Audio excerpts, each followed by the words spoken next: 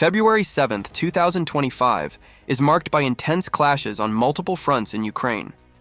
The Russian Ministry of Defense announced the capture of the mining town of Toretsk, located in the Donetsk Oblast, after months of fierce fighting. This town is considered a critical strategic point due to its geographical position linking several industrial areas of the Donbass region. Russian forces claim to have solidified their hold, but the Ukrainians dispute this version. Fighting continues in the outskirts of Zabalka, as well as in the northern and western suburbs. The Ukrainian General Staff reports 8 major confrontations in the town today, 4 of which are still ongoing. The complete loss of Toretsk would open the way to Kostiantynivka and then Kramatorsk, 2 key strategic objectives that the Russians aim to seize to disrupt Ukrainian defenses. Meanwhile, the Ukrainian General Staff indicates that 101 clashes have taken place over the past 24 hours at various points along the front. Russian offensives are particularly focused on Pokrovsk, a strategic logistics center for the supply of Ukrainian troops in the region. The Ukrainian army claims to have repelled 36 assaults in this area. In Lyman, a key town east of Kramatorsk, Russian troops launched 20 attacks in an attempt to break through. The localities of Dakhne and Uspennivka have seen gradual Russian advances, increasing pressure on Ukrainian defensive lines. In Myropilya, in the Sumy Oblast, a Russian airstrike destroyed a 2-story building, killing 3 civilians. This latest act of violence adds to the growing list of deadly strikes increasingly targeting residential areas near the Russian-Ukrainian border. This region, considered a critical hotspot for Russian incursions, is facing intensified drone attacks and guided strikes. Overnight, 112 Russian drones flew over 13 of Ukraine's 24 oblasts, including the regions of Kharkiv, Kyiv, and Zaporizhzhia.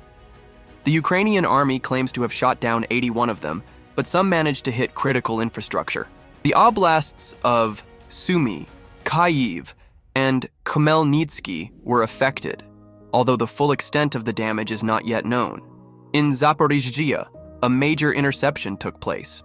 A Russian KA-B glide bomb, a sophisticated weapon, was destroyed before reaching its target.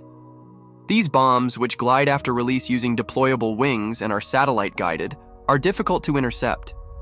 However, Ukrainian defense forces are continuously developing strategies to counter this type of threat. Meanwhile, heavy fighting is reported near Vuhledar, where Ukrainians have attempted to regain strategic positions following recent Russian advances.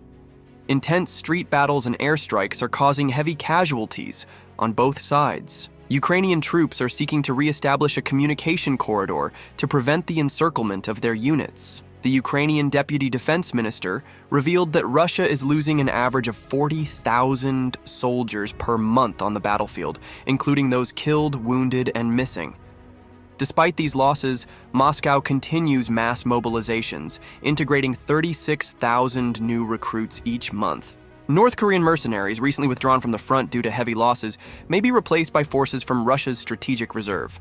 Volodymyr Zelensky praised recent deliveries of French Mirage 2000 and Dutch F-16 fighter jets, stating that these aircraft will play a key role in protecting Ukrainian airspace against drone strikes and Russian strategic bombings. Negotiations are ongoing with the United States and other allies to secure additional defense systems, including modern anti-missile batteries. The United States is considering strengthening sanctions against Russia. Keith Kellogg, Donald Trump's special envoy, stated that the goal is to specifically target the energy and arms sectors while increasing restrictions on technology exports. This economic pressure is accompanied by diplomatic efforts to bring both sides to the negotiating table. Lastly, the Council of Europe has finalized the legal framework for creating a special tribunal to prosecute Russia's crimes of aggression against Ukraine.